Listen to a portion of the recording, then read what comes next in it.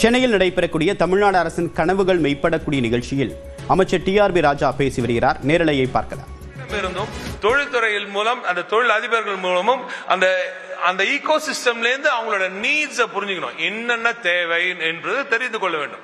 மாண்புமிகு முதலமைச்சர் அவர்கள் வெளிநாடுகளுக்கு போகும்போது அங்கே உலகளாவிய பொருளாதார சூழல் எப்படி இருக்கிறது என்பதை தெரிந்து கொள்கிறார். அடுத்த கட்டமாக உலகம் எந்த திசையை நோக்கி செல்கிறது என்பதையும் புரிந்து கொள்கிறார். அதிலிருந்து கற்றுக்கொண்டு வந்து இங்க நமக்கு இந்த செக்டர்ல இப்படி போக்கஸ் வேணும், இந்த போக்கஸ் கிடைச்சா இப்படி வேலை வாய்ப்புகள் கிடைக்கும் என்ற தெளிவு மாண்புமிகு முதலமைச்சருக்கு இருப்பதினால் policies. You will not see so many policies, ladies and gentlemen, from any other state in India. Tamil Nadu today has released 23 policies in these 4 years, and all of these are very, very effective, very beautifully thought after.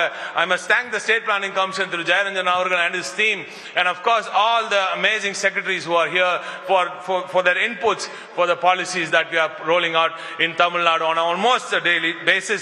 The last one that we did was the shipbuilding policy. இப்படி இந்த பாலிசியில அந்த கொள்கைகள், ஒரு அரசாங்கத்தின் கொள்கைகள் எப்படி இருக்கு என்பதை பார்த்து தான் முதலீட்டாளர்கள் வருவார்கள். எனவே இந்த பாலிசிஸ் ரொம்ப முக்கியம். வந்துருச்சு, சீக்கிரம் முடிச்சிடுற. அடுத்ததாக நாம் மிக முக்கியமா பார்க்க வேண்டியது ஸ்டார்ட் அப்ஸ். அண்ணன் அவர்களுக்கும் தெரியும், ஸ்டார்ட் அப்ஸ் தமிழ்நாட்டில் ஸ்டார்ட் அப்ஸ் ஏறத்தாழ 2045 இருந்த 2021 2045 இருந்தது. இன்று 13,500 ஸ்டார்ட் அப்ஸ் ஆக தமிழ்நாடு வளர்ந்திருக்கிறது என்பது குறிப்பிடத்தக்கது. இதில் மிக முக்கியமாக 40% பெண்களுக்கான ஸ்டார்ட் அப்ஸ் என்பதில் நாம் எல்லோரும் பெருமைப்பட வேண்டிய ஒரு விடயம். இந்த அனைவரையும் உள்ளடக்கிய இந்த வளர்ச்சிக்கு தொழில் வளர்ச்சி வேண்டும் என்றால் இன்ஃப்ராஸ்ட்ரக்சர் ரொம்ப முக்கியம். அந்த இன்ஃப்ராஸ்ட்ரக்சர் அர்பன் ஏரியாஸ்ல மட்டும் இல்ல, ரூரல் ஏரியாஸ்லயும் ரொம்ப முக்கியம். 2 ஸ்லைடு ஆர்டிலையும் மாஸ்லயும் கொடுத்திருக்காங்க. அது நாங்க அந்த இன்புட்ஸ் நாங்க எடுத்து அது 2 மட்டும் சொல்லியிருக்கோம். அதையும் உங்களுக்கு நான் இப்போ உங்கள் முன்னால் வைக்க விரும்புகிறேன். ஆர்டில மட்டும் ஒரு ஹாப்பி ஹோம், ஒரு சந்தோஷமான இல்லம், அப்பதான் ரொம்ப முக்கியம். ஒரு சந்தோஷமான ஒரு ஒர்க் ஃபோர்ஸ் கிடைக்கும். ஒரு ஹாப்பி ஒர்க் ஃபோர்ஸ் இருந்தாதான் சரியான வளர்ச்சி கிட்டும். ஆகவே தான் முதலமைச்சர் அவர்கள் ஆர்டி மூலமாக 3 லட்சம் வீடுகளுக்கான அடித்தளம் இன்று இட்டு இருக்கிறார்.